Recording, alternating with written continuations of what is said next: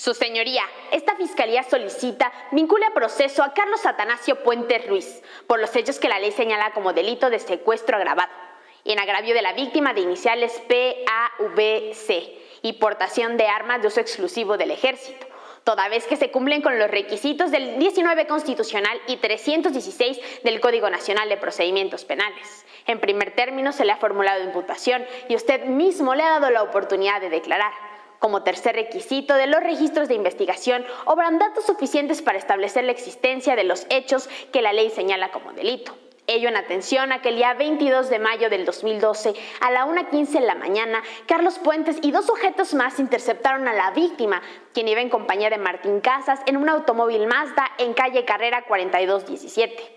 Con armas 9 milímetros los apuntaron y obligaron a descender del vehículo. Uno de ellos apuntaba a Martín y el segundo obligó a la víctima a subirse a la camioneta. El segundo de los sujetos realizó 2 disparos al aire y así se llevaron consigo a la víctima al domicilio ubicado en calle 1, número 715. El día 5 de junio le realizaron 2 llamadas telefónicas al señor Casas, exigiéndole la cantidad de $1.000.000 para la liberación de su esposa. Hechos que se corroboran con la declaración de la víctima, de la cual se desprende que el día 22 de mayo ella se encontraba en una reunión en casa de su hermana Angélica, en compañía de su esposo, y salieron de ahí a la 1:10 de la mañana.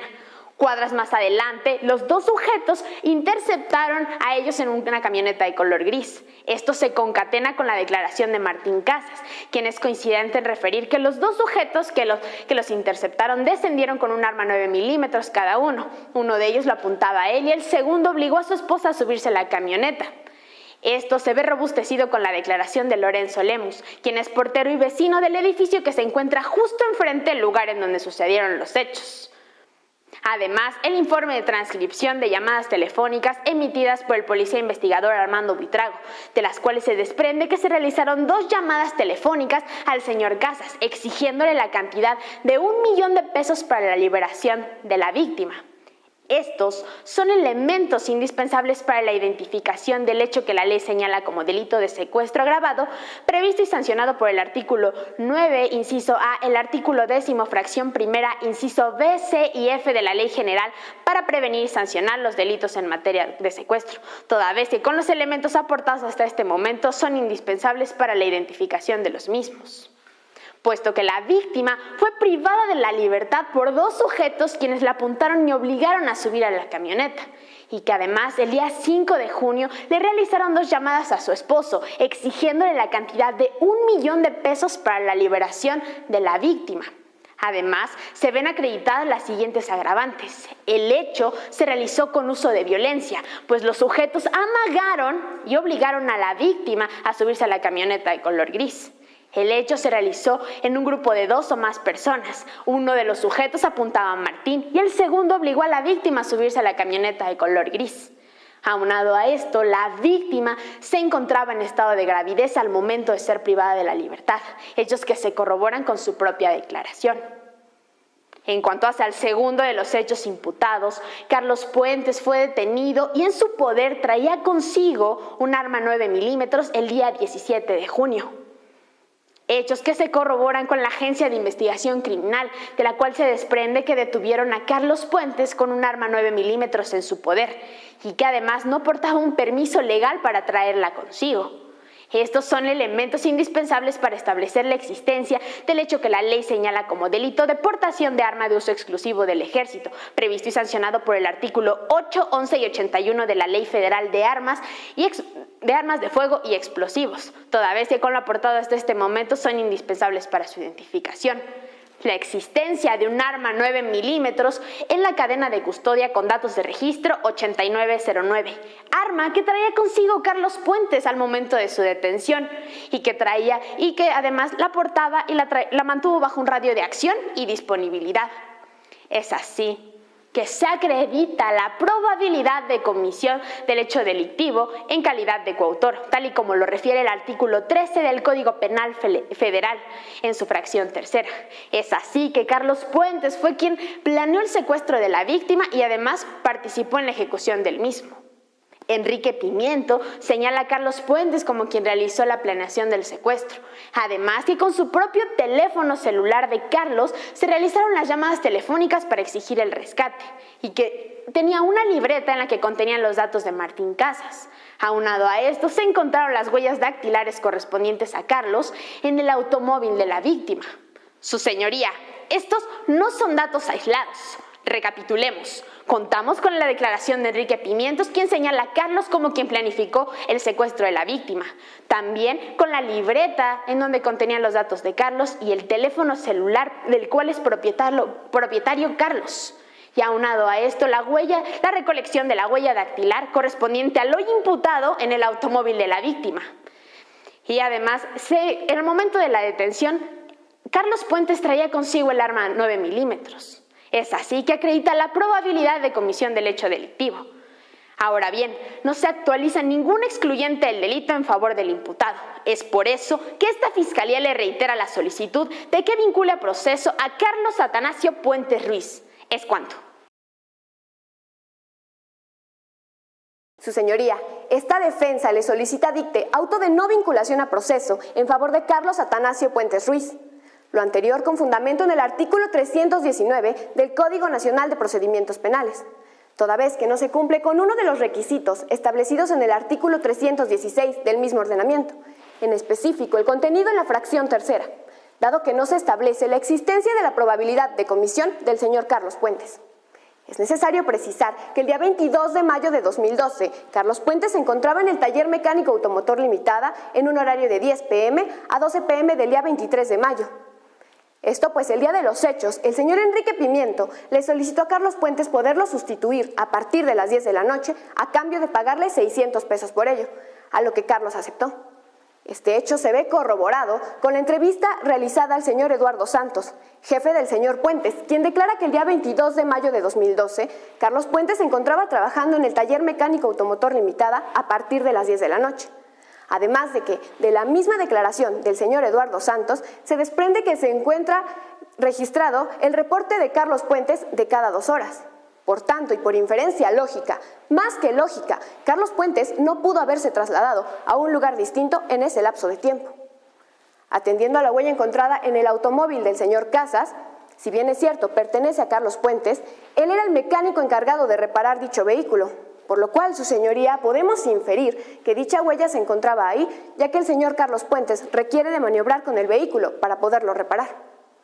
Ahora bien, atendiendo a la libreta de teléfonos encontrada en poder de Carlos Puentes, se puede establecer que la finalidad por la cual se encontraba en ella el número del señor Casas era porque Carlos Puentes era el mecánico encargado de reparar su automóvil.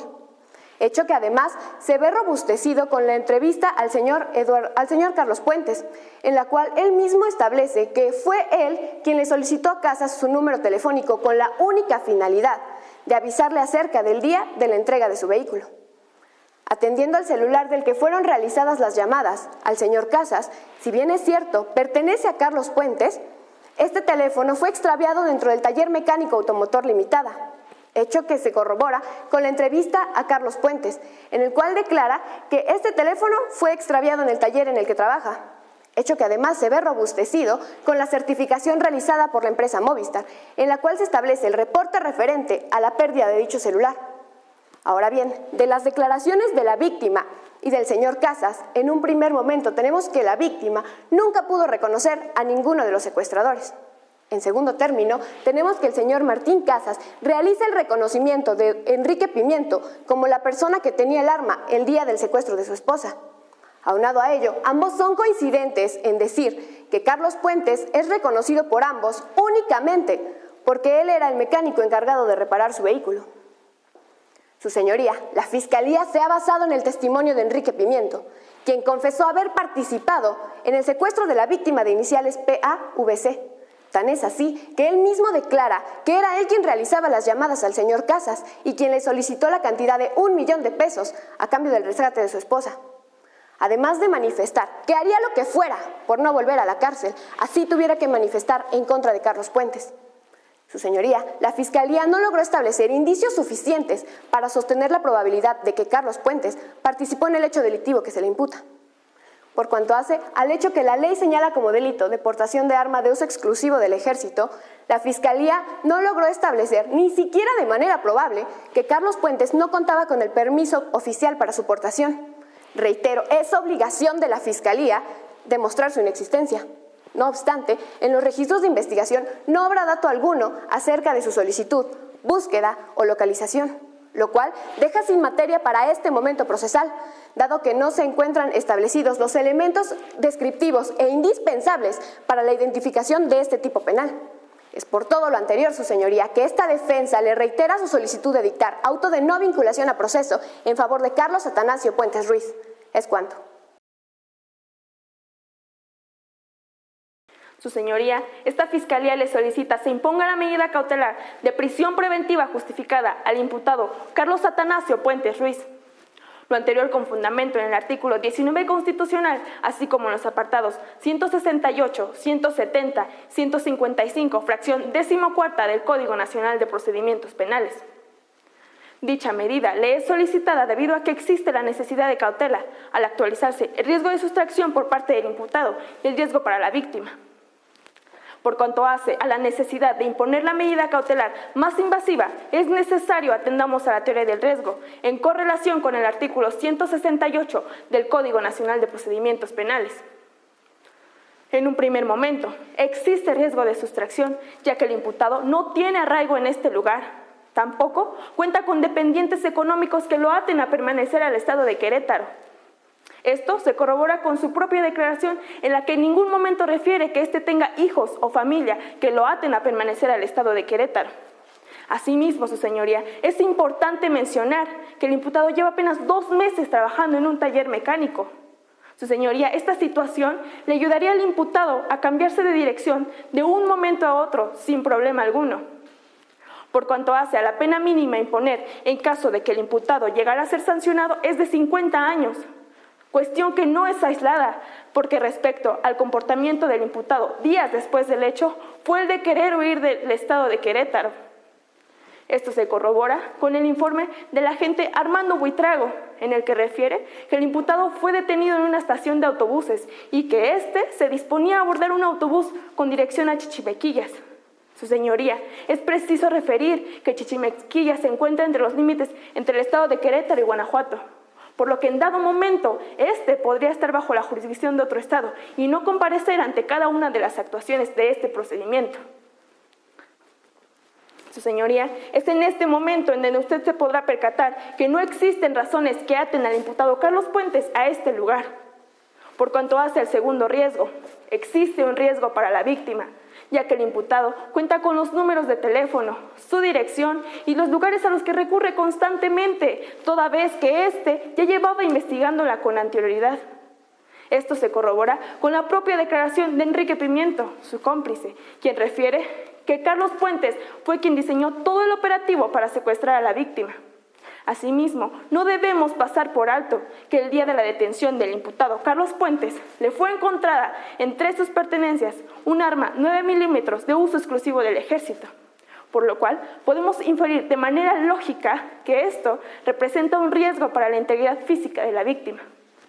Su señoría, estas son razones suficientes que acrediten el riesgo hacia la víctima.